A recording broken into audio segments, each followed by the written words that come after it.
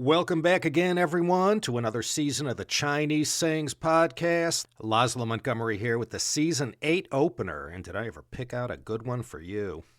You know, back in 1979, when I began studying Chinese, the teacher told us about these 四字 chengyu, four-character chengyu, or idioms.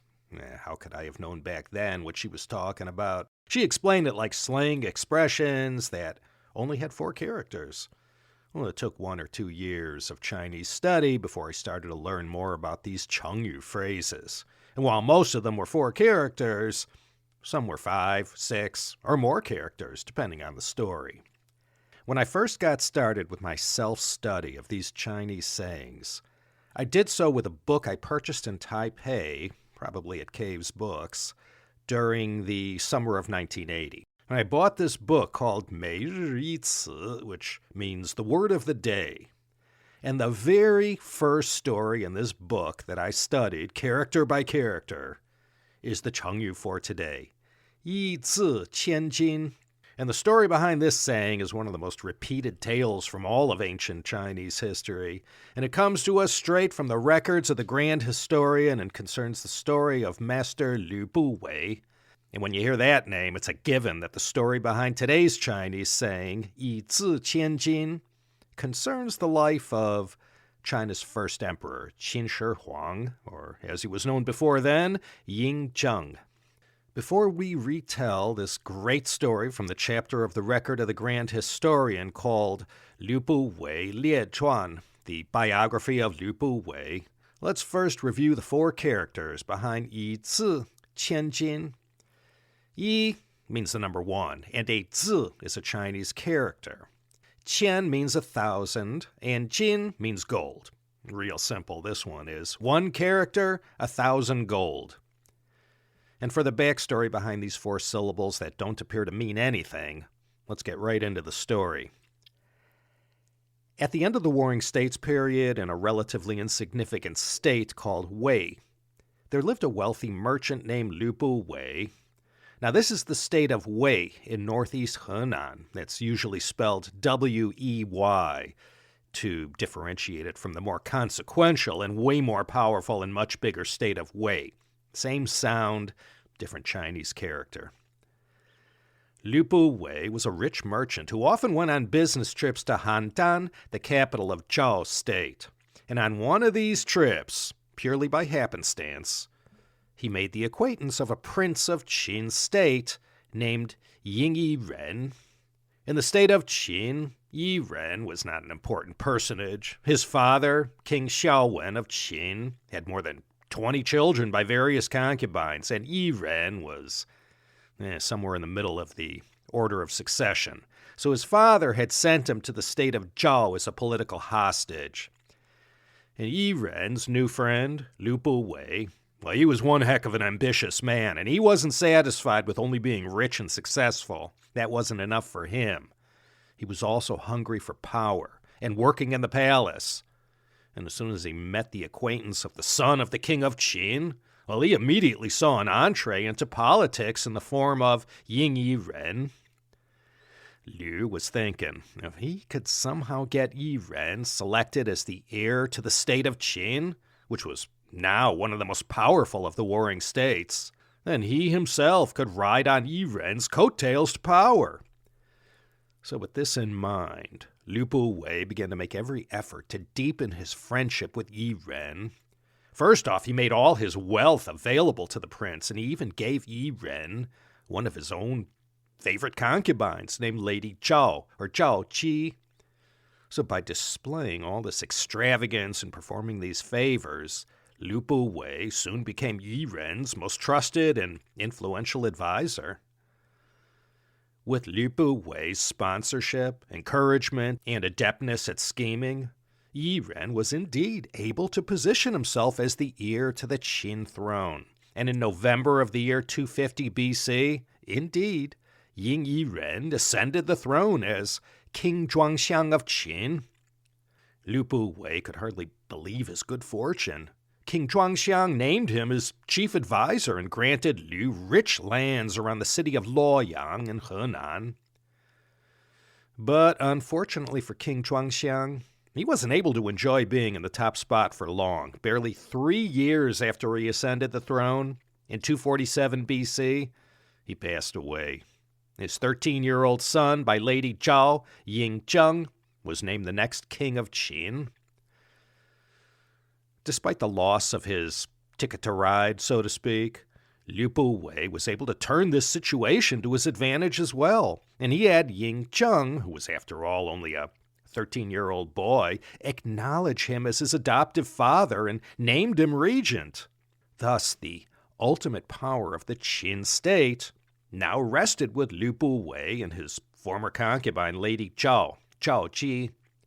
Oh, and by the way, Lü Buwei, despite fixing Lady Zhao up with the late King Zhuangxiang, he never gave up his own intimate relationship with concubine Zhao. And in fact, the grand historian sort of intimates that Yingzheng, well, his father may not have been King Zhuangxiang, if you get what I mean.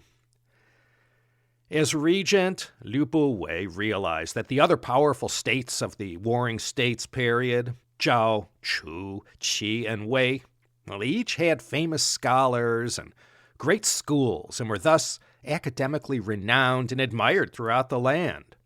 Lü Buwei was frustrated that Qin, although it had become a military powerhouse, it was still a relative nobody when it came to famous works of literature or schools of thought. All the great works and scholarly academies were all to the east of Qin. Thus, one of the first uses to which he put his great wealth and power as regent of Qin was to attract talent to Qin, offering them the best of treatment and the most comfortable tenures if they would only come to Xianyang, today the city of Xi'an.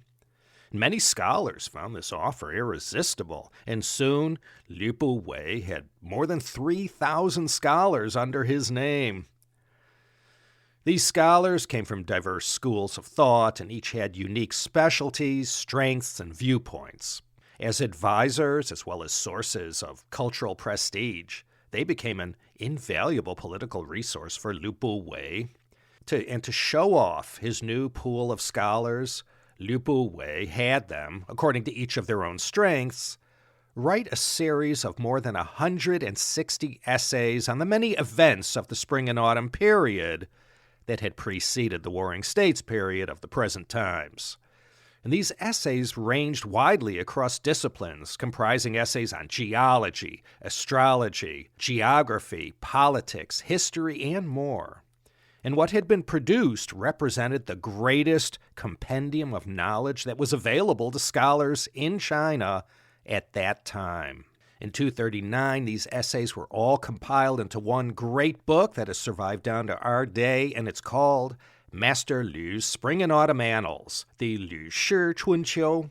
Even back then, understandably, he was extremely proud of this book. He had the entire thing carved onto the largest bamboo strips available and posted all 100,000 or so characters onto the city gates of the Qin capital of Xianyang. Above it, he had someone hang a notice that said something to the effect that if a scholar from any part of China can improve this work by adding or deleting even a single character, I will reward them with 1,000 liang of gold. Now, a liang is 50 grams, which is 1.8 ounces to my fellow Amerikanskis scratching their heads.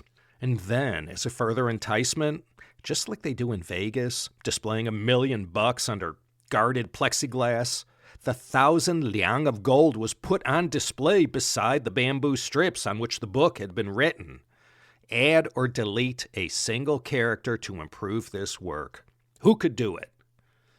Well, don't forget the 3rd century BC times they lived in. No one, not a single scholar, dared to proffer any suggestions that would alter Master Lü's Spring and Autumn Annals in any way.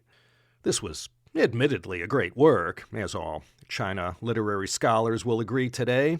And look at how many chengyus the Lü Shi Chunqiu has yielded throughout the ages. A couple have made it to this educational program. This is, I think, the 3rd one. The literary folk of Xianyang, and there were quite a few, They knew it was already a great work, but frankly speaking, no one dared challenge the likes of Chancellor Lü Buwei, whose backstory and egotism was well known to all. And now in our day, and I'm sure all throughout Chinese history, this chengyu is good to use for any kind of literary work where you want to remark that the content, as written, was perfect. So masterfully written, not even the smallest edit was necessary. You could actually mean it if you feel that way, or it's a handy idiom to use when you just want to shoe-shine your colleague or some literary figure, journalist that you meet, and look at what they wrote and say, oh man, this was just perfect. 一字千金. I wouldn't even change a word. So, there you have it. Season 8 is off and running. Don't forget, this Chinese Sayings podcast is also available in the China History podcast feed. I see most of you have been checking it out. Okay, let me send my thanks to Emma out in Beijing and Shanghai. She seems to go back home a lot. If it only took me 4 hours and 18 minutes, I'd go home all the time too. Thanks, Emma. And my great thanks to all of you, my wonderful CHP, CSP community all over the world. This is Laszlo Montgomery signing off from Los Angeles at the beginning of what's shaping up so far to be a hot town summer in the city. I welcome you to come back once more with feeling for another exciting episode of the Chinese Sayings Podcast.